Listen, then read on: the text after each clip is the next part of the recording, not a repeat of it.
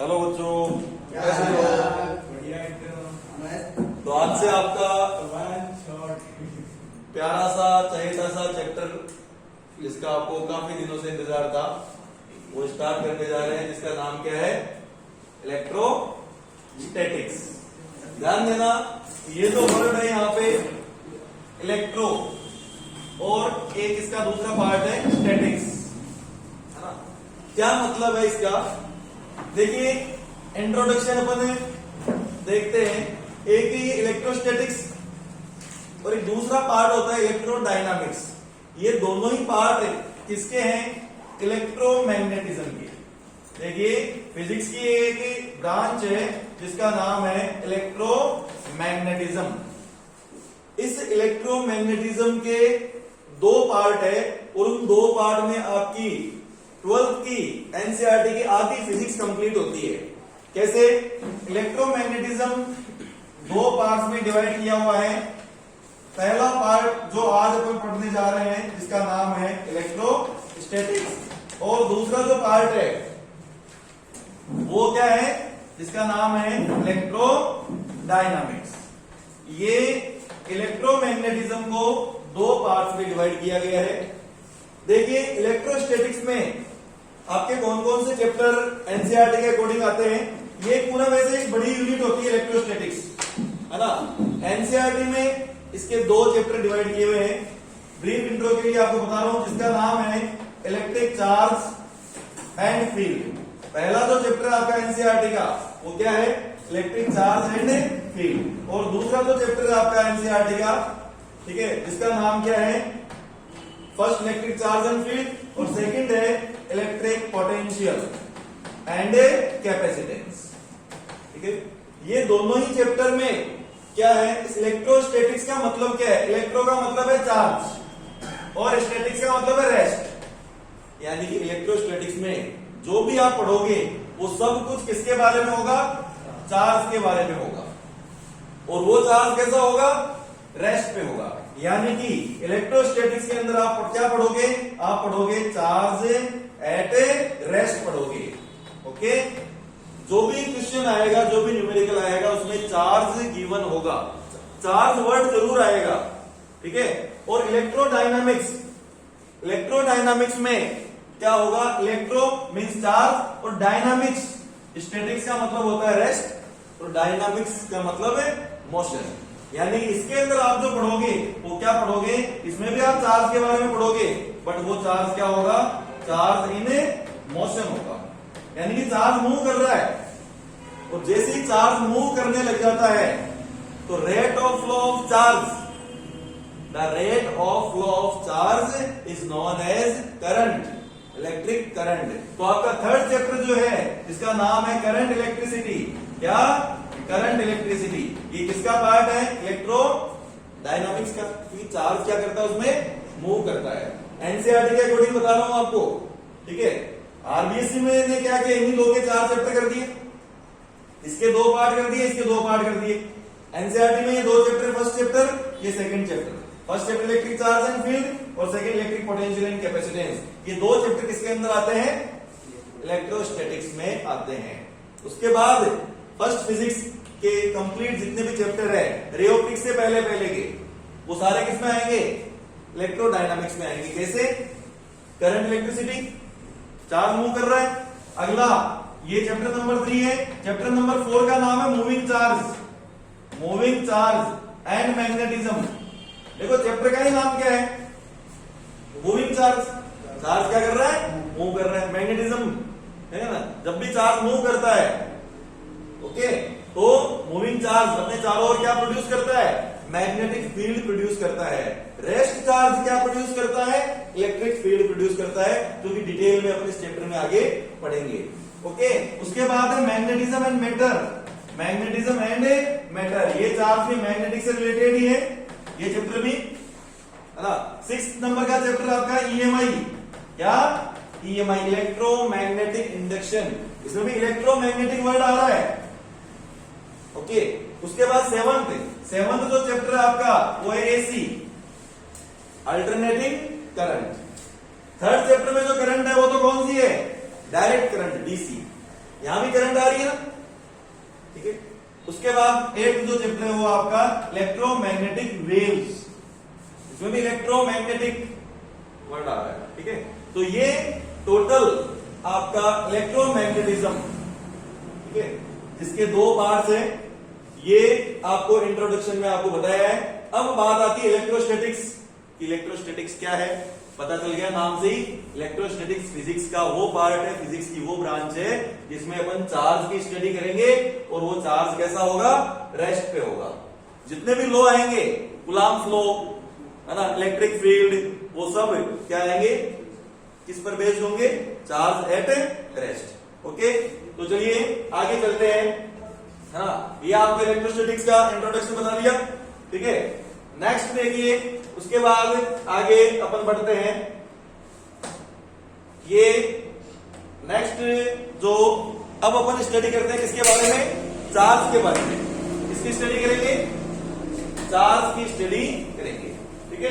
तो चार्ज क्या होता है, आखिरकार चार्ज कहते किसे हैं, चार्ज क्या होता है, इलेक्ट्रिक चार्ज बोल दो या फिर ओनली चार्ज बोल दो। चार्ज को रिप्रेजेंट करेंगे किससे, Q से, या फिर स्मॉल q से भी आप रिप्रेजेंट कर सकते हो। छोटा q भी ले सकते हैं, कई जगह कैपिटल Q भी लिया हुआ है, कई जगह स्मॉल q लिया हुआ है, कोई प्रॉब्लम नहीं है इसमें, ठीक है। चार्ज क्या है, चार्ज एक प्रॉपर्टी है मैटर की, इसमें सब्सटेंस की प्रॉपर्टी है जिसकी वजह से इलेक्ट्रिकल और मैग्नेटिकल इफेक्ट प्रोड्यूस होते हैं, जिसकी वजह से इलेक्ट्रिक फील्ड और मैग्नेटिक फील्ड जनरेट होता है। जो भी मैं बोल रहा हूं डेफिनेशन आपको नोट्स में हर जगह लिखी हुई मिल जाएगी, बस आपको समझना है चार्ज क्या है। Charge is a property of any substance, any matter, her matter के पास चार्ज की प्रॉपर्टी होती है, जिसकी वजह से वो क्या कर सकता है, इलेक्ट्रिक और मैग्नेटिक फील्ड प्रोड्यूस कर सकता है, एक्सपीरियंस कर सकता है। अब sir electric field magnetic field क्या है, इलेक्ट्रिक फील्ड को E से रिप्रेजेंट करते हैं, मैग्नेटिक फील्ड को B से करते हैं। इस चैप्टर में अपन क्या पढ़ेंगे आगे, सारा डिटेल में यही आएगा आगे। इलेक्ट्रिक फील्ड क्या होता है, अरे चार्ज के अराउंड जो फील्ड होता है, ये चार्ज है, रेस्ट पे है, ये चार्ज अपने चारों ओर एक फील्ड जनरेट करता है, इसके चारों ओर का वो रीजन जिसमें इसका इफेक्ट रहता है, जिसमें इसका इफेक्ट कैसे रहेगा, एक दूसरा चार्ज आ जाएगा मान लो माइनस का, वो क्या कर देगा, इसको अट्रैक्ट कर देगा। तो दूसरा प्लस का आ जाएगा, वो क्या कर देगा, इसको प्लस प्लस रिपेयर कर देगा। तो इसी का तो इफेक्ट है, ठीक है। इलेक्ट्रिक फील्ड क्या होता है, the region around a charge in which other charge can experience a force, electrostatic force. Magnetic field क्या होता है, वो आगे आएगा, है ना। इससे पहले 11th क्लास में आपने पढ़ा था ग्रेविटेशनल फील्ड। ये ग्रेविटेशनल फील्ड क्या होता है, मास के चारों ओर का फील्ड, ये मास है, अर्थ भी क्या है, एक मास है ना। तो मास के चारों ओर का वो रीजन जिसमें किसी दूसरे मास के ऊपर क्या लगेगा, फोर्स लग जाएगा ना, ग्रेविटेशनल अट्रैक्शन फोर्स लग जाएगा, Gm1m2/r², ठीक है। तो फील्ड जो है वो अपन यहाँ पे कौन सा वाला फील्ड पढ़ने जा रहे हैं, इलेक्ट्रिक फील्ड पढ़ेंगे, जो कि आगे आएगा। अभी अपन जो पढ़ रहे हैं वो क्या पढ़ रहे हैं, इलेक्ट्रिक चार्ज। चार्ज को मैंने आपको बताया कि कैपिटल Q से या फिर स्मॉल q से रिप्रेजेंट कर सकते हैं। क्या होता है चार्ज, वापस से सुनिए, charge is a property of substance by virtue of which it can experience and, इसकी जिसकी वजह से वो क्या कर सकता है, इसकी वजह से experience and produce electric and magnetic field. Electric field magnetic field क्या होता है, डिटेल में वैसे पढ़ेंगे अपन आगे। Charge can never be seen, ये जो चार्ज है ना, charge never be seen, charge को कभी भी देखा नहीं जा सकता। किसी ने देखा है क्या चार्ज को, नहीं देखा। केवल क्या कर सकते हैं अपन, फील कर सकते हैं, एक्सपीरियंस कर सकते हैं, है ना। चार्ज को कभी भी देखा नहीं जा सकता, चार्ज को केवल अपन क्या कर सकते हैं, फील कर सकते हैं। कैसे फील कर सकते हैं, देखिए एक एग्जांपल से अपन समझ सकते हैं। एक छोटा सा मान लो आप कागज का टुकड़ा लो, ठीक है, एक छोटा सा क्या लो, कागज का ये टुकड़ा लिया आपने, ठीक है। अब देखो आगे चार्जिंग के मेथड्स आएंगे, चार्ज कैसे कैसे अपन प्रोड्यूस कर सकते हैं, ठीक है, बाय फ्रिक्शन। फ्रिक्शन से क्या प्रोड्यूस हो सकता है, चार्ज प्रोड्यूस हो सकता है। ठीक है, छोटा सा हल्का सा एक कागज का टुकड़ा देना। ठीक है, देखो ये एक छोटा सा कागज का टुकड़ा लिया मैंने। ठीक है, ये एक पेपर का एक छोटा सा टुकड़ा है, दिख रहा है आपको, है ना। ये एक पेन है, इसको मैंने क्या किया, रब किया, कर दिया रब। रब करने से इसके ऊपर क्या आ गया, चार्ज आ गया। कैसा आया, प्लस आया कि माइनस आया, दिखता नहीं है, कहा आया, दिख नहीं रहा किसी को भी, चार्ज को कभी भी देख नहीं सकते। ठीक है, लेकिन प्रैक्टिकली फील कर सकते हैं। कैसे, ये चार्ज इस पे आ गया, वो चार्ज इस पेपर के टुकड़े को क्या करेगा, अट्रैक्ट कर देगा। ठीक है, तो देखिए इसके ऊपर चार्ज आ चुका है, और जैसे इस चार्ज से जैसे इसको पेपर के पास में लेके जाएंगे तो क्या कर देगा, इसको अट्रैक्ट कर देगा। ठीक है, ये इसके चिपक गया। तो इसके ऊपर क्यों चिपका, क्योंकि अट्रैक्शन फोर्स लग गया। किसके बीच में लग गया अट्रैक्शन फोर्स, पेन, यानी चार्ज कौन है यहाँ पे, पेन, पेपर यहाँ पे भी चार्ज है नहीं। आगे क्वेश्चन पूछूंगा मैं, ठीक है, इससे रिलेटेड, तो ये ध्यान रखना, चार्ज को कभी भी देखा नहीं जा सकता, केवल फील किया जा सकता है, एक्सपीरियंस से किया जा सकता है। क्लियर, चार्ज क्या होता है उसमें में आ गया आपको। चलिए आगे चलते हैं, चार्ज की डेफिनेशन आपको बता दी। ओके, नेक्स्ट देखिए, आगे अपन पढ़ते हैं टाइप्स ऑफ चार्ज, कि चार्ज कितने टाइप का होता है। चार्ज बेसिकली कितने टाइप का होता है, दो टाइप का होता है, एक पॉजिटिव चार्ज और दूसरा नेगेटिव चार्ज। ये दो ही टाइप है ना, पॉजिटिव और नेगेटिव। ये पॉजिटिव चार्ज का मतलब क्या है, किसी भी बॉडी पर चार्ज क्यों आता है, इलेक्ट्रॉन्स के ट्रांसफर की वजह से। ठीक है, जब कोई बॉडी इलेक्ट्रॉन लूज कर देती है, ठीक है, इलेक्ट्रॉन डोनेट कर देती है, तो उसके ऊपर कैसा चार्ज आ जाता है, पॉजिटिव चार्ज आ जाता है। ठीक है, बताओ डोनेट करने से उसके पास इलेक्ट्रॉन्स की कमी हो जाएगी या अधिकता हो जाएगी, कमी हो जाएगी। डेफिशिएंसी ऑफ इलेक्ट्रॉन्स, ध्यान रखना, पॉजिटिव चार्ज यानी कि लैक ऑफ इलेक्ट्रॉन्स। ठीक है, इलेक्ट्रॉन्स की कमी होगी, है ना, यानी कि डेफिशिएंसी, या और क्या बोल सकते हैं अपन, डेफिशिएंसी ऑफ इलेक्ट्रॉन्स। ठीक है, डेफिशिएंसी ऑफ इलेक्ट्रॉन्स। अगर किसी बॉडी पर इलेक्ट्रॉन्स की कमी हो जाती है, जितने थे उससे कम हो जाते रह जाते हैं, इसका मतलब बॉडी ने इलेक्ट्रॉन्स क्या कर दिए, लूज कर दिए। ठीक है, डोनेट कर दिए, तो उस बॉडी पर कैसा चार्ज आ जाएगा, कैसा आ जाएगा, पॉजिटिव चार्ज आ जाएगा। ठीक है, और अगर कोई बॉडी इलेक्ट्रॉन गेन कर लेती है, ठीक है, यानी कि उसके पास क्या हो जाती है, एफिशिएंसी ज्यादा हो जाता है पहले से, ठीक है, एक्सेप्ट कर लेती है कहीं से भी, तो उस बॉडी पर कैसा चार्ज आ जाएगा, नेगेटिव चार्ज आ जाएगा। तो नेगेटिव चार्ज की डेफिनेशन क्या हुई, ये तो lack of electrons, deficiency of electrons, और यहां पे क्या हो जाएगा, एफिशिएंसी ऑफ इलेक्ट्रॉन्स। इलेक्ट्रॉन्स ज्यादा हो गए, समझ में आ गई बात। चलो कि सर किसी बॉडी ने इलेक्ट्रॉन लूज किया तो प्लस चार्ज क्यों आया, उस पर माइनस क्यों आया, क्यों नहीं आया, क्वेश्चन हो सकता है। इलेक्ट्रॉन लूज करने से प्लस चार्ज क्यों आता है, ध्यान देना, हर बॉडी इलेक्ट्रिकली न्यूट्रल होती है।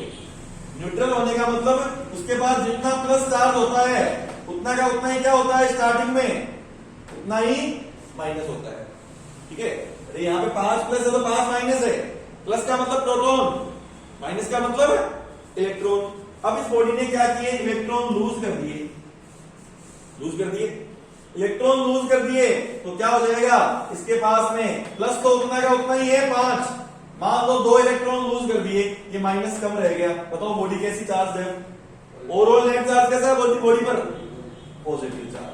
तो समझ में आया आपको, अगर कोई बॉडी इलेक्ट्रॉन लूज कर देती है तो बॉडी के ऊपर प्लस चार्ज ही क्यों आता है, ठीक है, क्योंकि माइनस की कमी हो गई और प्लस ज्यादा रह गया, समझ गए। इसी तरह से कोई बॉडी इलेक्ट्रॉन गेन कर लेती है, गेन कर लेती है, ठीक है, तो इस बॉडी पर कैसा चार्ज आ जाएगा, नेगेटिव। क्यों, क्योंकि इसके पास पहले मान लो जितना प्लस था उतना माइनस था, इलेक्ट्रॉन गेन कर लिए तो माइनस और आ गया एक्स्ट्रा में, ओवरऑल बॉडी के ऊपर कैसा चार्ज हो जाएगा, नेगेटिव चार्ज हो जाएगा। ठीक है, चलिए अब चलो मुझे इस क्वेश्चन का एक छोटे से क्वेश्चन का आंसर देना। क्वेश्चन आपका ये है कि एक ये बॉडी है, ठीक है। ये एक बॉडी है आपकी ए और एक दूसरी बॉडी है बी, ठीक है। ये ए और ये बी, ये दो बॉडीज है, ठीक है। इस बॉडी ने इस बॉडी को इलेक्ट्रॉन दिए, है ना। इस बी ने ए को क्या दे दिए, इलेक्ट्रॉन दे दिए, ठीक है। दो इलेक्ट्रॉन दिए, तो बताइए कौन सी बॉडी पर पॉजिटिव चार्ज आएगा, कौन सी बॉडी पर नेगेटिव चार्ज आएगा। ए बॉडी जो है वो नेगेटिव हो जाएगी और बी जो बॉडी है वो पॉजिटिव हो जाएगी, क्योंकि बी ने क्या किए, लूज किए, और ए ने क्या किए, गेन किए, ठीक है। अब देखो ए के ऊपर कितना चार्ज आएगा, ए के ऊपर माइनस में 2 इलेक्ट्रॉन के बराबर चार्ज आएगा। अभी आगे पढ़ाऊंगा मैं क्वांटाइजेशन ऑफ चार्ज, वो समझ में आ जाएगा आपको यहीं से अच्छी तरह से। न्यूमेरिकल वाला टॉपिक है, इंपॉर्टेंट टॉपिक, तो वो यहां से ये चीज समझ लो तो वो इजी हो जाएगी।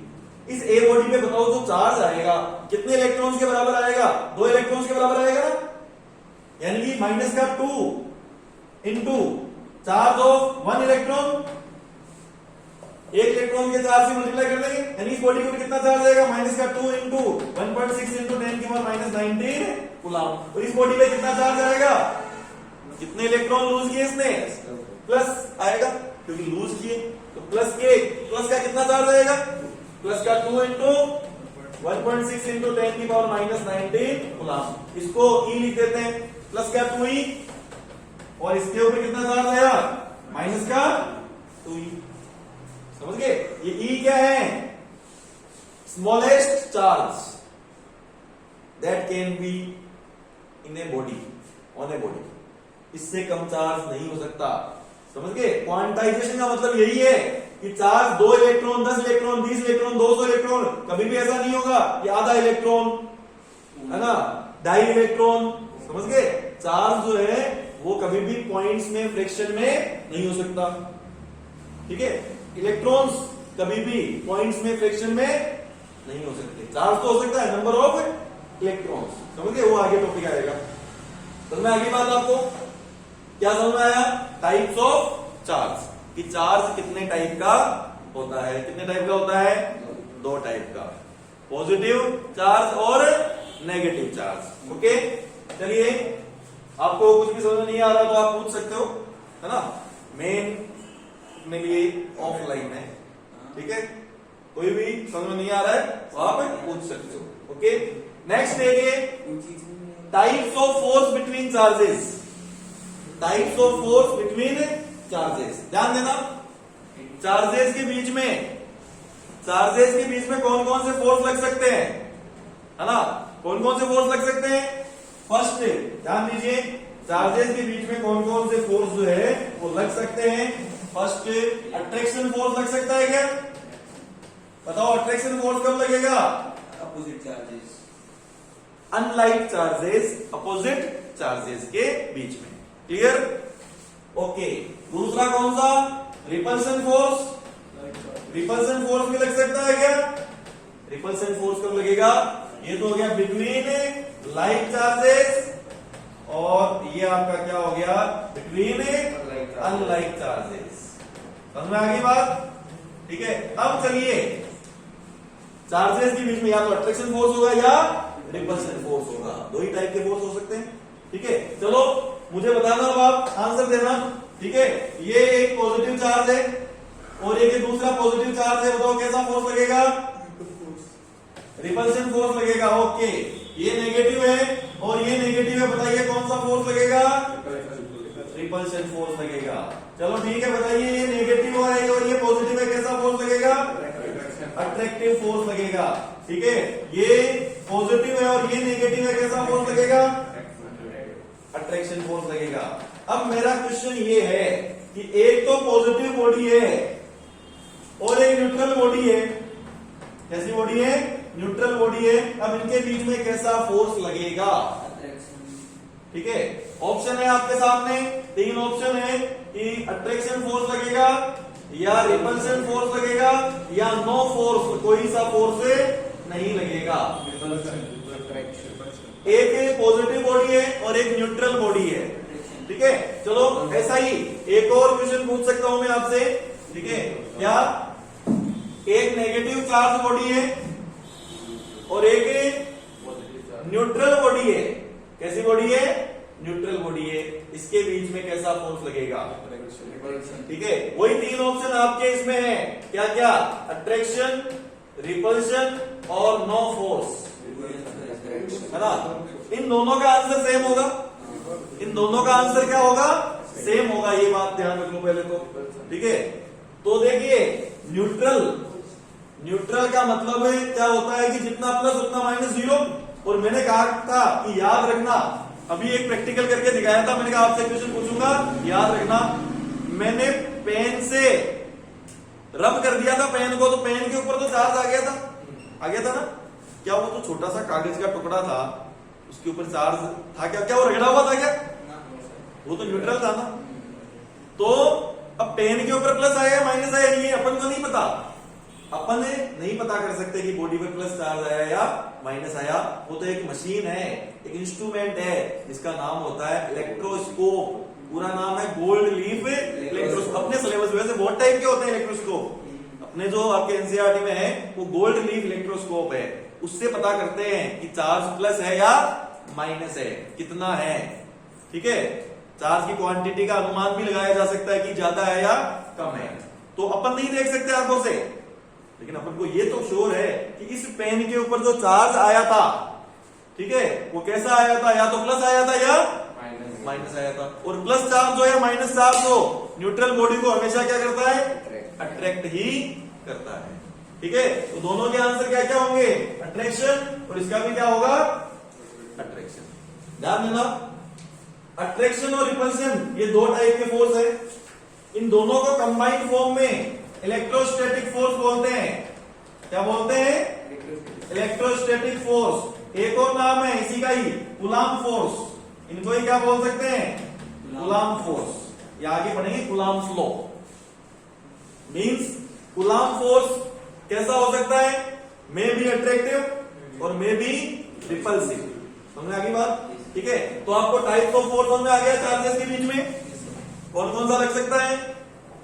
अट्रैक्शन और रिपल्शन। और एक इंपॉर्टेंट बात समझिए आपने यहाँ पे कि चाहे कैसी भी बॉडी हो, पॉजिटिव चार्ज हो या नेगेटिव चार्ज, कोई सी भी चार्ज बॉडी हो, वो न्यूट्रल को तो हमेशा क्या करती है? अपनी ओर अट्रैक्ट करती है। ठीक है, और इसको आप इंडक्शन मेथड से भी समझ सकते हो। आगे जब इंडक्शन पढ़ेंगे तब भी आप, ये तो भी प्रैक्टिकली समझाया मैंने। ठीक है, इसको आप मैथमेटिकली इंडक्शन प्रोसेस से भी आगे समझ सकते हो। ठीक है, चलिए आगे चले। यहां तक कोई problem?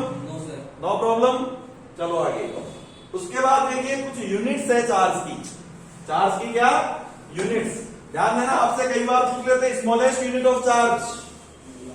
What is the smallest? Charge की सबसे स्मॉलेस्ट यूनिट कौन सी होती है? What is the largest unit of charge? Charge की सबसे लार्जेस्ट यूनिट कौन सी है?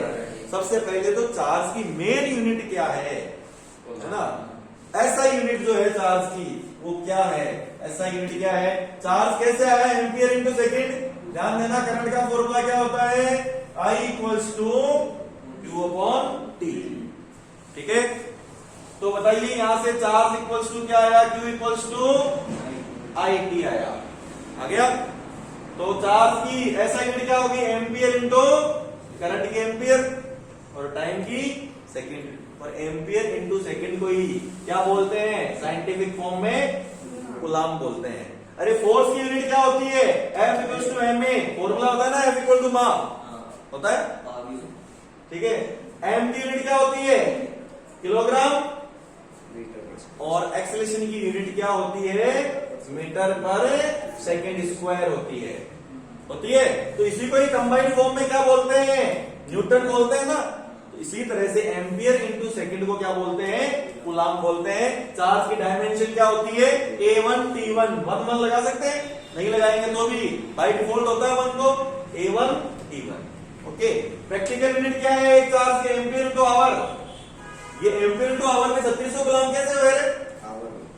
आवर है ना, आवर को सेकंड में कन्वर्ट करो। अरे ध्यान देना, ampere into hour, ampere into hour को कन्वर्ट कर दो। देखो एम्पियर इंटू एक आवर में कितने? 3600 सेकंड हो गए क्या? एम्पियर इंटू सेकंड तो क्या हो गया? कूलाम्ब। कितने कूलाम्ब हुआ? यानी कि एक एम्पियर आवर कितने कूलाम्ब होता है? 1 एम्पियर आवर जो है वो 3600 गुलाम में होता है। लेकिन ये अभी लार्जेस्ट यूनिट नहीं आई। लार्जेस्ट यूनिट तो क्या होती है? फैराडे होती है। याद रखनी है आपको, 1 फैराडे इक्वल्स टू कितना होता है 1 फैराडे के अंदर? 1 फैराडे इक्वल्स टू 96,500 गुलाम। ठीक है, तो चार्ज की लार्जेस्ट यूनिट हो गई, चार्ज की ऐसा यूनिट हो गई। ठीक है, अब देखिए सीजीएस यूनिट, चार्ज की कौन सी यूनिट? ये तो देखो सबसे लार्जेस्ट यूनिट है। ठीक है, चार्ज की ऐसा यूनिट भी होगी। चार्ज की सीजीएस यूनिट क्या होती है? सीजीएस यूनिट जो होती है वो होती है स्टेट कूलम। क्या होती है? State coulomb. और इसी का एक नाम और है, स्टेट कूलम का ही एक नाम और है फ्रैंकलिन। क्या? फ्रैंकलिन। लिख लो आप इसको, नोट्स में आपके लिखा हुआ नहीं है। फ्रैंकलिन स्टेट कूलम का ये दूसरा नाम क्या है? फ्रैंकलिन। तो बताओ एक फ्रैंकलिन में स्टेट कूलम या फ्रैंकलिन, ठीक है, एक फ्रैंकलिन में कितने कूलम होते हैं? एक फ्रैंकलिन में कितने कूलम होते हैं? देखिए यहां से 3 × 10⁹ स्टेट कूलम में एक कूलम होता है क्या? तो एक स्टेट कूलम में 3 × 10⁹ कहां चले जाएंगे? नीचे। तो कितना हो गया? 1/3 × 10⁹। जब इसको सोल्व करोगे आप तो क्या आएगा? 0.3 × 10⁻⁹ और आगे सोल्व करोगे पॉइंट हटाना है तो क्या हो जाएगा? 3 × 10⁻⁻10 कूलम। कितने में? एक स्टेट कूलम में। ये क्या है? चार्ज की सबसे, it is the smallest unit of A charge and it is the largest unit of a charge. Clear? ठीक है, चार्ज की ऐसा यूनिट क्या होती है? स्मॉलेस्ट यूनिट क्या होती है? और लार्जेस्ट यूनिट क्या होती है? यूनिट्स ऑफ चार्ज समझ में आ गई? चलिए आगे, चलिए नेक्स्ट। अब अपने पढ़ते हैं क्या, एक इंपॉर्टेंट पॉइंट है कि क्वांटा किसको बोलते हैं। ध्यान दीजिए, यहां पे एक वर्ड आया है यहां पे कि quanta of charge. What is quanta of charge? Charge का क्वांटा किसको बोलते हैं? चार्ज ऑफ इलेक्ट्रॉन को बोलते हैं। ठीक है, ये मिलिगन ने डिटरमाइन किया था, ध्यान देना। कभी भी क्वांटा का मतलब क्या होता है? 1.6 × 10⁻⁻19 कूलम होता है। इसका मतलब है क्वांटा का मतलब क्वांटा ऑफ चार्ज, यानी एक क्वांटा ऑफ चार्ज इक्वल होता है किसके? एक इलेक्ट्रॉन के चार्ज के इक्वल होता है। और एक इलेक्ट्रॉन का चार्ज कितना होता है? 1.6 × 10⁻⁻19 कूलम। ये आपको याद रखना है। ठीक है, क्या? इलेक्ट्रॉन का चार्ज माइनस में होता है, ठीक है, और प्रोटॉन का चार्ज प्लस में होता है, मैग्नीट्यूड में सेम होता है। क्लियर? चलिए ध्यान देना, एक इंपॉर्टेंट टेबल है आपके सामने। क्या है इंपॉर्टेंट टेबल? समझना, अगर चार्ज रेस्ट पे है, क्या है? चार्ज रेस्ट पे है, एक जगह रखा है, बस पड़ा है ना, कोरोना की वजह से बाहर नहीं जा पा रहा है। ठीक है, ठीक है, तो ये पड़ा क्या करता रहता है? क्या करता रहता है? नेगेटिविटी है ना, एक फील्ड जनरेट करता है जिसका नाम है इलेक्ट्रिक फील्ड। इलेक्ट्रिक फील्ड कौन सा चार्ज जनरेट करता है? Rest charge. समझ गए? Rest charge electric field generate करता है। यही चार्ज अगर कांस्टेंट वेलोसिटी से मूव करने लग जाए, वेलोसिटी क्या है? कांस्टेंट है। अगर चार्ज कांस्टेंट वेलोसिटी से मूव कर रहा है, ठीक है, तो ये क्या करेगा? मैग्नेटिक फील्ड भी प्रोड्यूस करेगा। इलेक्ट्रिक फील्ड के साथ साथ मैग्नेटिक फील्ड भी प्रोड्यूस करेगा। ठीक है, लेकिन अभी रेडिएशन एमिट नहीं करेगा। रेडिएशन एमिट कब करेगा? अगर इसकी वेलोसिटी कांस्टेंट ना होकर के, velocity not constant, accelerated velocity है, एक्सेलरेशन पॉजिटिव या नेगेटिव कैसा भी हो सकता है। ठीक है, एक्सेलरेशन है इसका, ठीक है, एक्सेलरेटेड मोशन, तो फिर ये क्या करेगा? इलेक्ट्रिक फील्ड और मैग्नेटिक फील्ड के साथ साथ रेडिएशन भी क्या करेगा? ये एमिट करेगा। क्लियर? तो ये 3 पॉइंट ध्यान रखने, इन 3 पॉइंट से 3 चैप्टर बनते हैं। कैसे? Charge at rest, electrostatics, charge in motion, moving charge and magnetism. और यहाँ पे रेडिएशंस एमिट करता है किस फॉर्म में, इलेक्ट्रोमैग्नेटिक वेव्स की फॉर्म में रेडिएशंस एमिट करता है। ये आपका फर्स्ट बुक का last chapter electromagnetic waves, question आया हुआ है। What is the main source of electromagnetic radiation, electromagnetic waves? क्या है उसका answer? Accelerated motion of charge. Charge का कौन सा मोशन है? Accelerated motion. अगर चार्ज एक्सेलरेट कर रहा है तो वो इलेक्ट्रोमैग्नेटिक वेव्स जनरेट करता है। क्लियर? तो ये दो इंपॉर्टेंट पॉइंट समझ में आ गया आपको? यस। चलिए नेक्स्ट अपन बढ़ते जा रहे हैं, क्या? Conductors and insulators. ये तो पता ही है अपन को। कंडक्टर्स क्या होते हैं? जिनमें फ्री इलेक्ट्रॉन्स होते हैं, है ना, वो कंडक्टर्स होते हैं। अपन ने मान लो प्लास्टिक को, है ना, लाइट के प्लग में डालते हैं तो करंट नहीं आता है। क्यों? क्योंकि वो क्या है? इंसुलेटर है ना, इंसुलेटर है। इंसुलेटर कौन होते हैं? जिनमें फ्री इलेक्ट्रॉन्स नहीं होते, या इलेक्ट्रॉन्स ही नहीं होते, या इलेक्ट्रॉन्स ही नहीं होते। बताओ। हाँ देखो, ध्यान देना, कंडक्टर्स और इंसुलेटर्स की जो डेफिनेशन है वो आपको किससे देनी है? फ्री इलेक्ट्रॉन से देनी है, ठीक है, न कि इलेक्ट्रॉन से देनी है। समझ गए? कंडक्टर्स और इंसुलेटर को जब आप डिफाइन करोगे तो किससे डिफाइन करोगे? अरे इलेक्ट्रॉन्स तो दोनों में है, इसमें भी है इलेक्ट्रॉन्स तो और इसमें भी है इलेक्ट्रॉन्स तो, ठीक है। ये पेन है, प्लास्टिक का है, इलेक्ट्रॉन तो इसमें भी है, फ्री नहीं है, ठीक है। इलेक्ट्रॉन तो इस पूरे यूनिवर्स के हर सब्सटेंस में है, ठीक है। लेकिन जिसमें फ्री इलेक्ट्रॉन है वो कंडक्टर बन जाएगा, और जिसमें फ्री इलेक्ट्रॉन नहीं है, बाउंडेड इलेक्ट्रॉन है, वो क्या बन जाएगा? इंसुलेटर बन जाएगा। समझ आ गई बात? कंडक्टर का मतलब विच हैव फ्री इलेक्ट्रॉन्स, और इंसुलेटर का मतलब which have no free electrons. All the electrons are bounded, tightly bounded, strong force से बाउंडेड है, न्यूक्लियस से। क्लियर? कंडक्टर के एग्जांपल्स, कंडक्टर के एग्जांपल्स बताओगे क्या क्या? कंडक्टर के एग्जांपल्स आयरन है, मेटल, कॉपर है, एल्यूमिनियम है, ऑल मेटल्स, ठीक है। H2O वाटर भी कंडक्टर है, ठीक है। चलिए इंसुलेटर्स के एग्जांपल, रबर, प्लास्टिक, ठीक है, ये सब क्या है? इंसुलेटर के एग्जांपल्स है। चलिए आगे, नेक्स्ट ध्यान देना। अब देखिए इंपॉर्टेंट अपना टॉपिक स्टार्ट हुआ है, क्या? Properties of charge. चार्ज की प्रॉपर्टीज क्या है? चार्ज की प्रॉपर्टीज ध्यान देना। सबसे फर्स्ट जो प्रॉपर्टी है क्या है? Charge is a scalar quantity. Simple है, चार्ज की कोई डायरेक्शन नहीं होती है। कैसी क्वांटिटी है चार्ज? स्केलर क्वांटिटी है। Charge is transferable. चार्ज एक बॉडी से दूसरी बॉडी में ट्रांसफर हो सकता है। एक बॉडी इलेक्ट्रॉन लूज करती है तो दूसरी बॉडी इलेक्ट्रॉन गेन कर लेती है। जो लूज करेगी उसके ऊपर प्लस चार्ज आ जाएगा, और जो गेन करेगी उसके ऊपर माइनस चार्ज आ जाएगा। Charge is invariant. इस इनवेरिएंट का मतलब क्या है? यस, इनवेरिएंट का मतलब क्या है? ध्यान देना, जो चार्ज की जो वैल्यू है ना, value of charge is independent from its velocity. Charge की वैल्यू जो है उसकी वेलोसिटी पे डिपेंड नहीं करती है।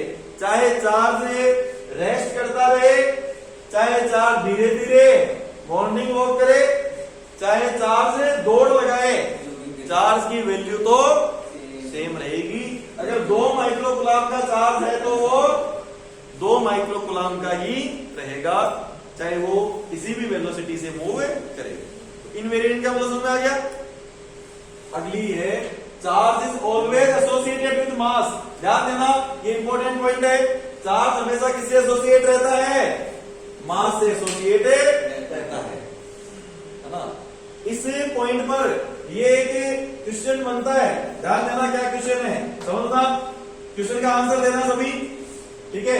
क्वेश्चन है विच इज नॉट पॉसिबल। इनमें से कौन सा पॉसिबल नहीं है फॉर ए बॉडी? और एक बॉडी। किसी बॉडी के लिए कौन सा इसमें पॉसिबल नहीं है? चार्ज 0 मास 0। दूसरा है चार्ज नॉट 0 मास 0। तीसरा है चार्ज 0 मास नॉट 0। और चौथा है चार्ज नॉट 0 मास नॉट 0। ये क्वेश्चन आया हुआ है एग्जाम में।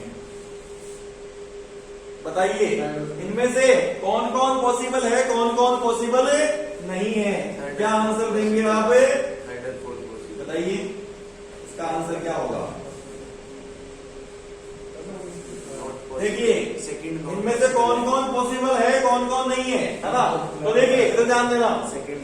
देखिए Q0 M0, ठीक है, मास 0 है, इसका मतलब कुछ है ही नहीं, बॉडी नहीं है, चार्ज भी कहां से होगा? ये क्या है? पॉसिबल है, कोई दिक्कत नहीं है, पॉसिबल। ये क्या मास तो 0 है और चार्ज नॉन 0 है? अरे मास ही नहीं है, नॉन 0 का मतलब है ना? मास ही नहीं है, बॉडी नहीं है, तो चार्ज नॉन 0 कैसे होगा? समझ गए? ये क्या है? पॉसिबल है नहीं है। समझ गए क्या? अरे ये सेकेंड पॉइंट समझ में आ गया क्या आपको? जब मास ही नहीं होगा तो चार्ज कहां से होगा? थर्ड क्या है? ये क्या है? मास तो नॉन 0, यानी बॉडी का कुछ ना कुछ मास तो है, 10 ग्राम 20 ग्राम 50 ग्राम, बट चार्ज 0। सही बात है, रगड़ा नहीं है मैंने इसको रबे नहीं किया, तो चार्ज नहीं है। ये क्या हो गया? ये पॉसिबल है। चलो ठीक है। और ये वाला मास तो नॉन 0 और चार्ज भी नॉन 0, वो रब किया हुआ पेन था ना, उसका मास भी है और चार्ज भी है, तो ये भी क्या हो गया? पॉसिबल हो गया। तो बताइए क्या आंसर आया इस क्वेश्चन का? कौन सा आंसर हुआ? Answer is second. मास था तो सही उसका। इसका बिल्कुल मास था, तभी तो नॉन 0 था। उसी का मतलब तो क्या होता है? नॉन 0 होता है। समझ में आ गई बात? तो ये पॉइंट आपको समझ में आ गया होगा। Charge is always associated with mass, charge हमेशा मास के साथ होगा, बट इसका उल्टा। क्या ये स्टेटमेंट सही है? क्या एक स्टेटमेंट लिख रहा हूं मैं, ध्यान से समझना। ये स्टेटमेंट बताना, mass is always associated with charge. मैंने उल्टा कर दिया, मास को यहां लेके आ गया, चार्ज को यहां रख दिया। क्या ये स्टेटमेंट सही है? क्या गलत है? ये रॉन्ग स्टेटमेंट है। ठीक है, ये बिल्कुल बिना मास के चार्ज नहीं हो सकता, बट बिना चार्ज के मास हो सकता है। हो सकता है ना? एक पत्थर पड़ा है, चार्ज नहीं है उसमें, मास तो है। ठीक है, समझ में आ गई? ये 4 प्रॉपर्टी समझ में आ गई आपको? ठीक है, चारों थ्योरेटिकल प्रॉपर्टीज है। अब देखिए उसके बाद नेक्स्ट प्रॉपर्टी, अगली प्रॉपर्टी है चार्ज इज कंजर्व्ड। चार्ज हमेशा क्या रहता है? कंजर्व्ड रहता है, यानी चार्ज को न तो डिस्ट्रॉय कर सकते हैं और न क्या कर सकते हैं? क्रिएट कर सकते हैं। इस दुनिया में ऐसी कोई मशीन नहीं है जो इलेक्ट्रॉन पैदा कर सके, ठीक है, जहां से इलेक्ट्रॉन निकल सके। समझ गए? इलेक्ट्रॉन जो है वो कभी भी क्रिएट या डिस्ट्रॉय नहीं हो सकते।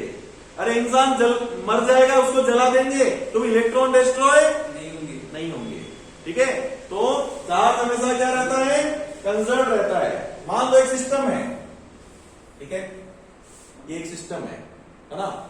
ये एक बॉडी है, इस बॉडी के ऊपर प्लस का 50 माइक्रोकूलम का चार्ज है, और एक दूसरी बॉडी है, इस बॉडी के ऊपर प्लस का 20 माइक्रोकूलम का चार्ज है ना? इन दोनों को टच करवा दिया आपस में। क्या करवा दिया? टच करवा दिया। दोनों सेम साइज की है, दोनों की साइज क्या है? सेम साइज है, आइडेंटिकल है, या हम यूं कह सकते हैं ये दोनों क्या है? आइडेंटिकल है। ठीक है, ये जो दोनों बॉडीज है ये क्या है? आइडेंटिकल है। जैसे टच करवा दिया तो टच करवाने के बाद में चार्ज क्या आएगा? क्या आ जाएगा दोनों के ऊपर? टच करवाने के बाद इसके ऊपर 35 माइक्रोकूलम आ जाएगा, इस पर 35 माइक्रोकूलम आ जाएगा। क्या आएगा ना? टच करवाने के बाद में 35 आ जाएगा। यानी पहले भी टोटल चार्ज सिस्टम का 70 माइक्रोकूलम था और अब भी सिस्टम का क्या था? 70 माइक्रोकूलम था। यानी पूरे सिस्टम का जो चार्ज है वो हमेशा क्या रहता है, इस यूनिवर्स का पूरा चार्ज हमेशा क्या रहता है, कंजर्व्ड रहता है। ठीक है, charge is always remains conserved, neither be created nor be destroyed. It can only be transferred from one body to another body. Clear? Next जो प्रॉपर्टी है वो अब आप ध्यान से देखना। अब आपकी न्यूमेरिकल वाली प्रॉपर्टी आ चुकी है, इसका नाम है क्या, quantization of A charge. Charge का क्या, क्वांटाइजेशन। ओके, देखिए नेक्स्ट जो प्रॉपर्टी अपन पढ़ते हैं, चार्ज इज क्वांटाइज्ड। चार्ज हमेशा क्या रहता है, क्वांटाइज्ड रहता है। इस क्वांटाइज्ड का मतलब क्या है, क्या है क्वांटाइज्ड का मतलब है, इस क्वांटाइज्ड का मतलब ये है कि charge on every body, charge on every body, her body पर चार्ज क्या होगा, will be integral multiple, will be integral multiple of charge of electron, one electron. Quanta integral multiple of charge of one electron. एक electron के charge का integral multiple होगा या फिर quanta of charge. Quanta of charge किसको बोलते हैं, एक इलेक्ट्रॉन का चार्ज, क्योंकि कोई भी चार्ज कब आएगा, जब बॉडी इलेक्ट्रॉन या तो लूज करेगी या गेन करेगी। तो लूज करेगी तो 2, 4, 8, 10, 12 बताया था आपको, आधा, 2.5, 3.5 ऐसा इलेक्ट्रॉन लूज नहीं करेगी। तो बताइए क्या होगा, किसी भी बॉडी का जो चार्ज होगा वो क्या होगा, Q इक्वल्स टू NE, यही होगा क्या। यहां पे ये N क्या है, क्या है ये N यहाँ पे, N यहाँ पे क्या है, एक इंटीजर है। ठीक है, ये n यहाँ पे क्या है, एक इंटीजर नंबर है, या तो जिसकी वैल्यू 1, 2, 3, 4 प्लस माइनस भी हो सकती है ना। प्लस माइनस का मतलब क्या है, प्लस का मतलब है चार्ज, इलेक्ट्रॉन क्या हुआ, डोनेट हुआ, लूज हुआ, और माइनस का मतलब इलेक्ट्रॉन गेन हुआ। तो ध्यान रखना, न्यूमेरिकल सोल्व करते टाइम आपको प्लस माइनस का साइन नहीं लगाना है, केवल माइंड में ये रख लेना कि लूज हुआ या बॉडी ने इलेक्ट्रॉन डोनेट किए हैं या गेन किए हैं। समझ गए बात, प्लस माइनस का मतलब पहले ही आप देख लेना माइंड में, न्यूमेरिकल सोल्व करते टाइम आपको साइन नहीं लगाना है। क्लियर, ये n यहां पे ध्यान देना नंबर ऑफ इलेक्ट्रॉन्स भी है, n यहां पे क्या है, नंबर ऑफ इलेक्ट्रॉन्स है। ठीक है, जो कि कभी भी फ्रैक्शन में नहीं हो सकते, ऑलवेज किसमें होंगे, इंटीजर, होल नंबर होंगे। अगर क्वेश्चन में नंबर ऑफ इलेक्ट्रॉन पूछा जाए तो क्या फॉर्मूला लगाओगे, क्या लगाओगे, Q अपॉन E, ये लगाओगे क्या, n equals to Q by. बताओ इस n की यूनिट क्या होगी, इस n की यूनिट क्या होगी, दिमाग लगा लेते हैं बच्चे। कूलाम अपॉन, ये E क्या है, ये भी कूलाम है, कूलाम से कूलाम, अरे E क्या है, इलेक्ट्रॉन का चार्ज, वो भी कूलाम है, यानी कि इसकी कोई यूनिट नहीं होती है। n क्या है, यूनिट लेस है, अरे n तो एक नंबर है, n क्या है, नंबर ऑफ इलेक्ट्रॉन्स। क्लियर, तो ये न्यूमेरिकल वाला पॉइंट है। तो देखिए इसके न्यूमेरिकल्स, ठीक है, इसके 2-3 क्वेश्चन आ रहे हैं आगे, वो क्वेश्चन आपको ध्यान से करने हैं। इसके क्वेश्चन चार्ज इज क्वांटाइज्ड के क्वेश्चन। ये पहला न्यूमेरिकल जो कि आपके रिंग बॉक्स 1 का 3rd क्वेश्चन है, इसी टॉपिक का है। कौन से का, चार्ज इज क्वांटाइज्ड। क्या बताना है आपको, इसमें क्या सोल्व करना है, can a body have a charge of 0.3, क्या किसी बॉडी पर ये चार्ज हो सकता है, क्या पॉसिबल है या नहीं है, किसी बॉडी पर चार्ज पॉसिबल है या नहीं है, ये पता करने के लिए आपको क्या निकालना है, n की वैल्यू फाइंड करनी है। कैसे फाइंड करेंगे n की वैल्यू, करो देखिए फटाफट से, कॉपी पेन हाथ में लो और फटाफट से n की वैल्यू फाइंड करो। Q by E, Q by E, अरे Q कितना, 0.32 इंटू 10 की power minus 18 divided by E कितना, 1.6 इंटू 10 की पावर माइनस 19। सॉल्व करो, ठीक है, कैसे करोगे, ये पॉइंट ये पॉइंट है यहाँ पे, दो ठीक है। तो ध्यान दीजिए कितना आएगा, है ना। तो इसको आप लिख सकते हो, कैसे सोल्व करोगे, है ना। ध्यान दीजिए 10 की पावर माइनस 19 ऊपर चला जाएगा, है ना। तो 10 की पावर प्लस का 1 आएगा क्या, तो क्या हो गया 3.2 अपॉन 1.6। अरे 2 आया क्या, 2 इलेक्ट्रॉन हो सकते हैं क्या, यस इट इज पॉसिबल, ये पॉसिबल है। 3 क्वेश्चन है ये, 1 क्वेश्चन नहीं है। कितने क्वेश्चन है, 3। अब आप चेक करो फटाफट से, ये सेकंड वाला ये पॉसिबल है या नहीं है, नहीं है क्या, कर लिया सोल्व, बड़ा फास्ट किया आपने, है ना। इतना फास्ट, इतनी fast calculation, yes. n equals to Q by E, Q की वैल्यू 0.64 इंटू 10 की power minus 20 divided by 1.6 into 10 की पावर माइनस 20, है ना, माइनस 19 होता है, सॉरी, है ना। जब इसको आप सोल्व करोगे तो ये कितना आ जाएगा, 10 की पावर माइनस 1 आएगा, तो ये कितना हो गया 0.064 हो गया क्या, और ये 1.6 है। जब आप इसको सोल्व करोगे तो पॉइंट्स में आंसर आएगा, किसमें आएगा, पॉइंट्स में आएगा, ठीक है। तो इसका मतलब ये पॉसिबल है नहीं है। अब कहीं ऐसे कह सकते हैं कि सर इसको मैं ऐसे लिख देता हूं, है ना, 6.4 इंटू 10 की पावर माइनस 2 और ये 1.6, है ना, लिख सकते हैं ना।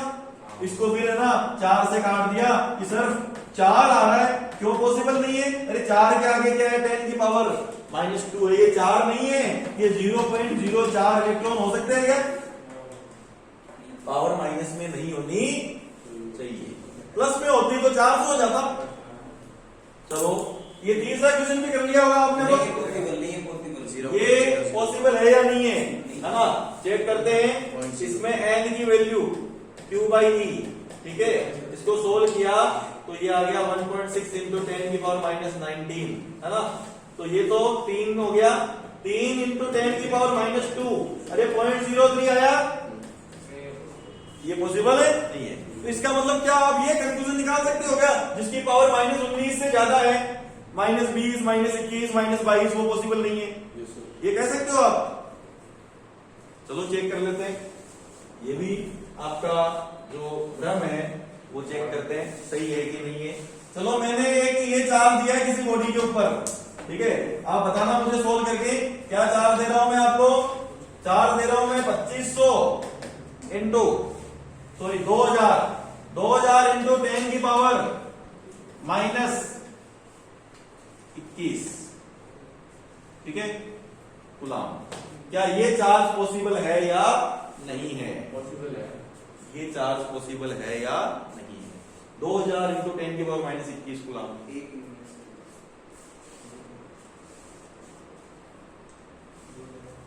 पॉसिबल है। n equals to Q by E, 2000 into 10 की power minus 21 divided by 1.6 into 10 की पावर माइनस 19, है ना। ये तो कितना हुआ, 10 की पावर माइनस 2 आया, माइनस 2 को इन 2 से कैंसिल कर दिया, 20 अपॉन 16 आया क्या, 20 अपॉन 1.6, 20 अपॉन 1.6, तो 200 अपॉन 16, तो कितना हो जाएगा 4 से 50 और ये 4, 12.5 आया। अगर 12 आ जाता 12.5, ये 12.5 इलेक्ट्रॉन नहीं हो सकते, ठीक है। चलिए अगर यही क्वेश्चन आपका ये होता, क्या किसी बॉडी के ऊपर 20 माइक्रोकूलम का चार्ज पॉसिबल है क्या, ये क्या आ गया 20 माइक्रोकूलम, ये माइक्रोकूलम क्या होता है, 20 इंटू 10 की पावर माइनस 6 कूलम होता है। तो n फाइंड करो Q बाई E, तो 20 इंटू 10 की power minus 6 divided by 1.6 into 10 की पावर माइनस 19, सही है क्या। इसको सोल्व करोगे तो 20 अपॉन 1.6 इंटू 10 की पावर प्लस का 13 हो गया, प्लस के 13 हो गया ना, ये पॉइंट हटाया, 200 में 16 का डिवाइड करते हैं तो 12.5 आते हैं क्या, अभी क्या था 12.5 इंटू 10 की पावर 13, तो यहाँ पे 12.5 आ रहे हैं, यहाँ तो आ रहे हैं, लेकिन पावर कितनी है 13, यानी कि 125 इंटू 10 की पावर 12, सही है ना। तो क्या आप किसी भी चार्ज का पता लगा सकते हो कि वो बॉडी पर होगा या नहीं होगा? लगा सकते हो ना? क्या फाइंड करना है? एन क्या होता है? Number of electrons. वो अगर इंटीजर में आ रहे हैं तो पॉसिबल है, अदरवाइज पॉसिबल नहीं है। तो देखना आप ध्यान से। अगला जो क्वेश्चन है, नेक्स्ट क्वेश्चन ध्यान दीजिए, ये question, how many electrons should be removed from a conductor so that it acquires a positive charge of 3.5 nano coulomb. Nano means कितने हो गए? नैनो मीन्स 10 की पावर -9 होते हैं। तो कितने नंबर ऑफ इलेक्ट्रॉन्स पूछ लिए, इसका मतलब क्या पूछ लिया? n इक्वल्स टू कैसे फाइंड करोगे? Q बाई E से फाइंड करोगे। n equals to Q by E। तो अब तक तो आपने सोल्व कर लिया होगा। 21 गुणा 10 क्या आंसर आ रहा है? 21 गुणा 10 कर लिया गया? Yes sir. n equals to Q by E 3.5 into 10 की पावर -9 डिवाइडेड बाई 1.6 इंटू 10 की पावर -19। तो बताइए 35/16 इंटू 10 की पावर प्लस का 10 आया क्या जब इसको सोल्व किया आपने, है ना? 35 में 16 का डिवाइड करना है। तो एक काम करो, 35 में जब आप 16 का डिवाइड करोगे तो 16 दूनी 32, कितने बच गए? 3 बच गए। पॉइंट लगाया 0, 16 एकम 16, कितने बच गए? 14 बच गए क्या? ठीक है। फिर आपने क्या किया? एक और 0 लगा सकते हो। ठीक है। तो आप एक काम करो, इससे अच्छा है कि देखिए ये 35/16, इसको तो ऐसा कैसे रहने दो, और ये जो 10 की पावर 10 है ना, इसको आप लिख लो 1000 इंटू 10 की पावर 7। 1000 16 से कटता है क्या? चेक करते हैं 1000 16 से कटता है या नहीं कटता है। 1000 10,000 कट जाएगा, 10 की पावर 6 कर दो। ठीक है। तो ये कितना हो जाएगा? 4 से 2500 और ये 4। ठीक है। फिर ये 2 0 100, ये 4 से 25 इंटू 25, यानी कि 10,000 कट जाएगा। आंसर आ गया 625 इंटू 10 की पावर 6। यह आंसर आ रहा है क्या? 35 इंटू 625 इंटू 10 की पावर 6। ठीक है। 35 को 625 से आप मल्टीप्लाई कर लो, ये कितने नंबर ऑफ इलेक्ट्रॉन्स क्या आ जाएगा? 875 इंटू 10 की पावर 6। इतने इलेक्ट्रॉन्स क्या होंगे? ट्रांसफर होंगे, तब जाकर के इतना चार्ज आएगा। ठीक है। तो ये इलेक्ट्रॉन्स, कितने इलेक्ट्रॉन्स हुए? इसके अभी 6 0 और लगाने हैं। अगर आपको यही ज्यादा लग रहा है तो देखो, कई बार तो फिर देखो ये आ जाता है कि क्या एक कूलम चार्ज में कितने इलेक्ट्रॉन्स होंगे? 6.25 and 10 की power. How many electrons in A 1 coulomb charge? 6.25 and 10 की पावर 18। कितने आएंगे? ये तो आपका जाना पहचाना क्वेश्चन है ना? Q बाई E जब आप इसको डिवाइड करोगे, एक में डिवाइड करोगे 1.6 इंटू 10 की पावर -19 को, तो क्या आएगा? 6.25 इंटू 10 की power 18 coulomb number of electrons आएंगे क्या? ठीक है। इतने क्या आ गए? Number of electrons. Number of electrons की कोई यूनिट है, यानी एक कूलम में कितने इलेक्ट्रॉन होते हैं? अरे 625 के कितने 0 लगेंगे? 16 0 लगेंगे। 16 कैसे लगे? ये लो, ये तो पता नहीं अरब खरब कितने इलेक्ट्रॉन से एक कूलम चार्ज आता है। कितने कूलम चार्ज आता है? एक कूलम चार्ज इतने से इलेक्ट्रॉन से आता है। तो इससे ये क्लियर हो गया क्या कि एक कूलम चार्ज कोई छोटा मोटा चार्ज नहीं है, बहुत बड़ा चार्ज है। इसलिए जितने भी न्यूमेरिकल्स आप सोल्व करते हो ना, उनमें charge milli coulomb, micro coulomb, nano coulomb, pico coulomb, ज्यादातर माइक्रो कूलम और नैनो कूलम में, पिको कूलम में आता है, कूलम में नहीं आता है न्यूमेरिकल में, क्योंकि एक कूलम चार्ज बहुत बड़ा चार्ज है, इतने सारे इलेक्ट्रॉन्स की वजह से आता है। तो ये वाला क्वेश्चन सबका हो गया? चलो ठीक है। नेक्स्ट क्वेश्चन देखना। नेक्स्ट क्या है? ध्यान दीजिए, ये क्वेश्चन देखो, टाइम पूछ लिया इसमें, है ना? इसके अंदर देखिए, ध्यान से पढ़िए, 10 की power 12 alpha particles, nuclear. Alpha particle क्या होता है? हीलियम का न्यूक्लियर होता है। फॉल पर second on a neutral sphere calculate the time in which the sphere gets charge by 2 microcoulomb. ध्यान दीजिए, क्या क्वेश्चन है समझना। ये एक स्फीयर है, इस स्फीयर के ऊपर क्या गिर रहे हैं? अरे क्या गिर रहे हैं इस स्फीयर के ऊपर? Alpha particle. ठीक है, अल्फा पार्टिकल क्या होता है? हीलियम, यानी 2He4 होता है क्या? यही होता है। एक अल्फा पार्टिकल में कितने इलेक्ट्रॉन होते हैं? अरे 2He4, 2। ये 2He4 का मतलब है ये अल्फा पार्टिकल है, तो बताना एक अल्फा पार्टिकल ये 2 क्या atomic number? Atomic number equals to number of protons and is also equals to number of electrons. इसका मतलब एक अल्फा पार्टिकल गिर रहा है, इसका में कितने इलेक्ट्रॉन गिर रहे हैं? 2 इलेक्ट्रॉन गिर रहे हैं। तो कितने अल्फा पार्टिकल गिर रहे हैं? 10 की पावर 12 अल्फा पार्टिकल गिर रहे हैं। कितने सेकंड में?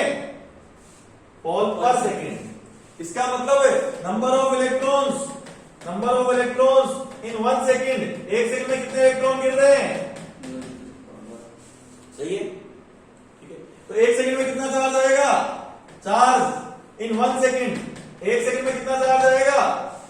कितना चार्ज आएगा? Q equals to NE 2 into 10 की पावर 12 इंटू 1.6 इंटू 10 की पावर माइनस 19। कितना चार्ज आया? 3.2 इंटू 10 की पावर माइनस 7 कूलम आया क्या? ये चार्ज तो एक सेकंड में आया। कितने सेकंड में आया? एक सेकंड में आया। कितना चार्ज चाहिए टोटल? 2 माइक्रोकूलम। तो 2 माइक्रोकूलम 2 इंटू 10 की पावर माइनस 6। ये चार्ज ज्यादा है या ये ज्यादा है? ये ज्यादा है। ये चार्ज तो एक सेकंड का है। इतना चार्ज कितने सेकंड में आएगा? क्या करेंगे? सिंपल, इसको इससे डिवाइड कर लेंगे। एक सेकंड में इतना आ रहा है, तो ये चार्ज कितने सेकंड में आएगा? ठीक है, तो मान लेते हैं 3 सेकंड में आएगा। तो क्या हो जाएगा?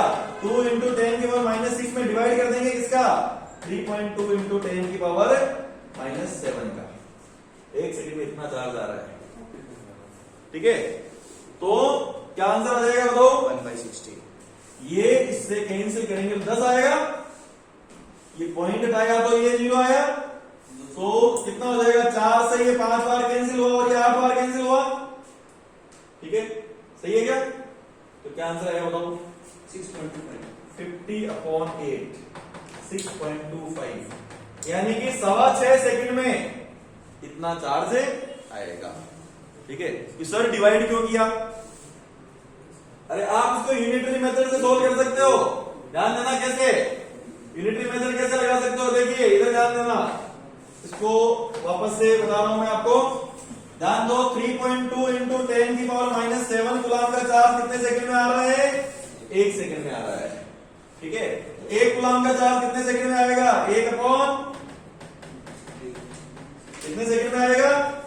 तो बताओ 2 इंटू 10 की पावर माइनस 6 कूलम का चार्ज कितने सेकंड में आएगा? इसको इससे क्या करेंगे? मल्टीप्लाई करेंगे ना।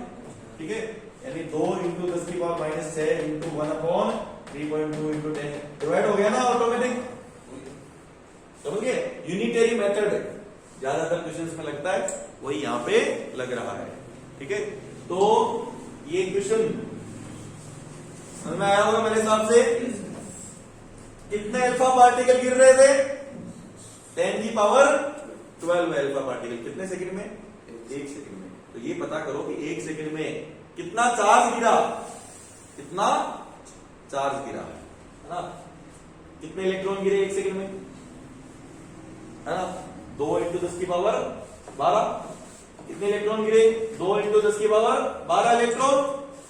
1 इलेक्ट्रॉन का चार्ज से मल्टीप्लाई कर दिया, 1 सेकंड का चार्ज निकाला और फिर इतना चार्ज कितने सेकंड में आया तो डिवाइड कर दिया। चलो ठीक है, अगला क्वेश्चन देखना। ठीक है, अगला देखिए, एक न्यूट्रल स्फीयर है। कैसा स्फीयर है? न्यूट्रल है। और इसमें कितने सारे इलेक्ट्रॉन है? कितने इलेक्ट्रॉन है इस न्यूट्रल स्फीयर में? 5 इंटू 10 की पावर ये इलेक्ट्रॉन। और इसमें से 10% इलेक्ट्रॉन निकालिए। कितने निकाले?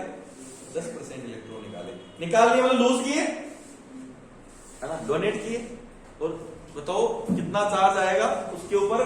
तो जो निकाले हुए होते हैं उनके इक्वल का चार्ज आता है, जो बचे हुए रह जाते हैं उनके इक्वल का चार्ज आता है। अगर किसी बॉडी ने 2 इलेक्ट्रॉन लूज कर दिए और उसके बाद 2 करोड़ इलेक्ट्रॉन है, तो उसके ऊपर तुम 2 इलेक्ट्रॉनों का चार्ज आएगा, अगर 2 करोड़ इलेक्ट्रॉन का आएगा? 2 इलेक्ट्रॉन जो लूज किए उन्हीं का तो आता है। गेन कर लिए तो माइनस, लूज कर दिए तो प्लस। तो ध्यान रखना, इसमें ज्यादातर मिस्टेक ये कर देते हैं, 10% इलेक्ट्रॉन निकाल के इसमें से घटा देते हैं। घटाना नहीं है। अब तो इसका 10% निकालो, 5 × 10 की पावर 21 का 10% कितना हुआ? कितना हुआ? 5 × 10 की पावर 20 इलेक्ट्रॉन। ये एन की वैल्यू आ गई, समझ गए क्या? अब क्या आ जाएगा? चार्ज। क्या आएगा charge? U equals to NE 5 × 10 की पावर 20 × 1.6 × 10 की पावर -19। ठीक है, 880 तो कितना आ गया? 8 × 10 कितना चार्ज आया? 80 कूलम आएगा। कितना चार्ज आया? 80 कूलम चार्ज आएगा। समझ में आया क्वेश्चन कैसे किया? ठीक है। कई इसमें मिस्टेक क्या करते हैं, इसमें से ये इलेक्ट्रॉन में से 10% इलेक्ट्रॉन माइनस कर देते हैं, तो 90% बच गए वो निकाल देते हैं। बॉडी के ऊपर हमेशा चार्ज जो वो लूज करती है या गेन करती है उसके इक्वल का चार्ज आता है। ठीक है, समझ गई बात? अब चलिए आगे, नेक्स्ट देखिए क्या है। नेक्स्ट है, can mass be change in body acquires charge. क्या कोई बॉडी के ऊपर चार्ज आ जाता है तो क्या बॉडी का मास चेंज होता है क्या? कब होता है? जब बॉडी में प्लस चार्ज आएगा तब मास चेंज होगा, या माइनस आएगा तब होगा? दोनों में होगा। अगर प्लस चार्ज आएगा तो बॉडी का मास कम हो जाएगा। कितना कम होगा? जितने इलेक्ट्रॉन है लूज होंगे। प्लस कब आएगा चार्ज? जब बॉडी इलेक्ट्रॉन है लूज करेगी। ठीक है, एक इलेक्ट्रॉन का मास क्या होता है? मास ऑफ 1 इलेक्ट्रॉन 9.1 × 10 की पावर -31 kg। क्या है ये? Mass of 1 electron. एक इलेक्ट्रॉन का मास यही होता है क्या? तो क्या करेंगे, बॉडी के इलेक्ट्रॉन निकाल करके उस मास से क्या कर देंगे? मल्टीप्लाई कर देंगे, तो आ जाएगा क्या? तो इसका आंसर, क्या बॉडी का मास चेंज होता है या नहीं होता? आंसर होगा यस या नो। क्या आंसर होगा? यस। इलेक्ट्रॉन चार्ज एक्वायर करने से बॉडी का मास भी चेंज होता है। होता है। ठीक है, कैसे होगा चेंज? अगर प्लस चार्ज है तो ध्यान देना, अगर पॉजिटिव चार्ज बॉडी, कैसी बॉडी है? Positively charge body. Positively charge body है तो उसका जो मास है वो क्या हो जाएगा? डिक्रीज हो जाएगा क्या? और नेगेटिवली चार्ज बॉडी है, नेगेटिवली चार्ज बॉडी है तो उसका मास क्या हो जाएगा?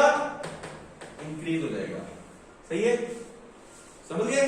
चलो ठीक है, अब आप मुझे बताना, एक क्वेश्चन का आंसर देना।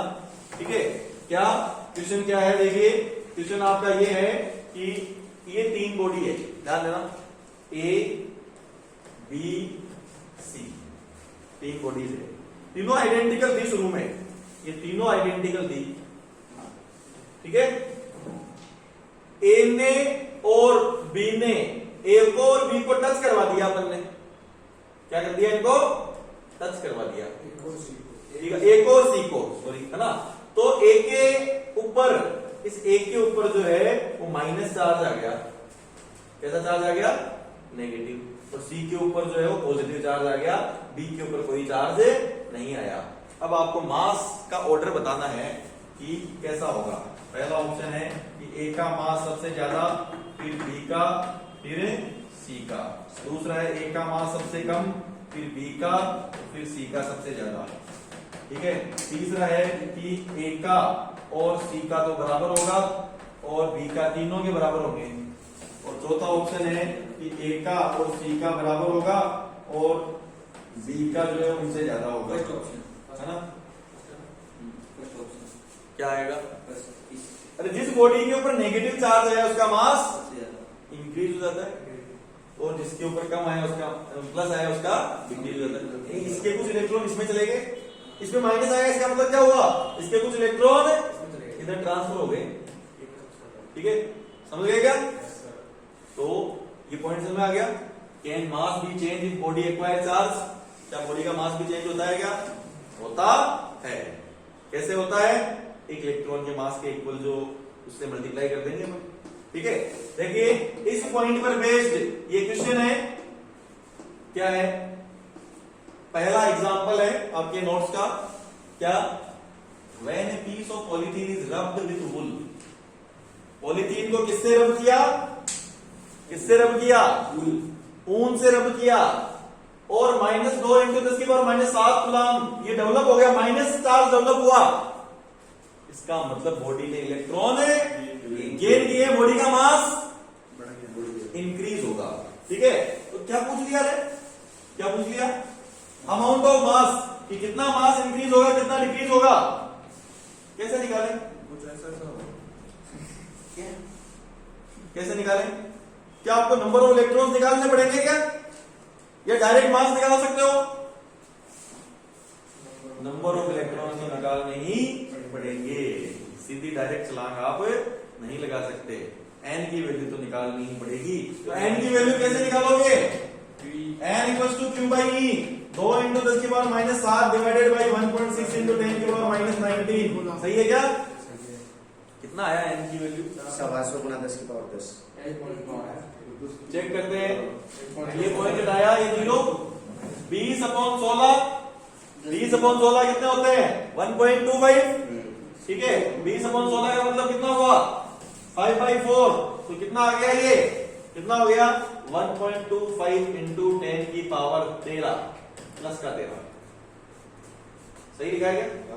सॉरी 19/7। ओके ओके, ठीक है। प्लस का कितना आएगा? प्लस का 12। ये तो नंबर ऑफ इलेक्ट्रॉन्स है। माइंड मैंने कहा था न्यूमेरिकल सॉल्व करते टाइम प्लस माइनस को कंसीडर नहीं करना है, बस आप पहले ही समझ जाना कि इस माइनस का मतलब क्या है, कि बॉडी में इलेक्ट्रॉन गेन किए हैं और उसका मास बढ़ेगा, मास इंक्रीज होगा। तो बताओ कितना मास इंक्रीज होगा? कितना मास इंक्रीज होगा? ठीक है, मास इंक्रीज, कितना मास इंक्रीज होगा? इसको मल्टीप्लाई कर दो, किससे? किससे मल्टीप्लाई कर दो? एक इलेक्ट्रॉन के मास से। 9.1 × 10⁻31 किलोग्राम। और ये किसमें है? केजी में। इतना मास बॉडी का क्या हो जाएगा? इंक्रीज हो जाएगा। आप अप्रोक्सीमेशन ले लो, इसको 9 मान के सोल्व कर लो, नो प्रॉब्लम। ठीक है, बिल्कुल इसको 9 मान लो, तो वैसे ही मल्टीप्लाई हो जाएगा 9 से।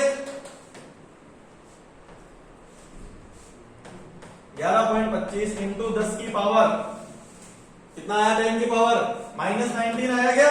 कितने किलोग्राम बॉडी का मास क्या होगा? इंक्रीज होगा। ये इंक्रीज क्यों लिखा, डिक्रीज क्यों नहीं लिखा? अगर यहाँ पे प्लस आ जाता इस माइनस की जगह, तो अपने इस क्वेश्चन में केवल क्या आंसर में चेंज होता? केवल यहाँ पे इंक्रीज की जगह डिक्रीज होता। क्लियर?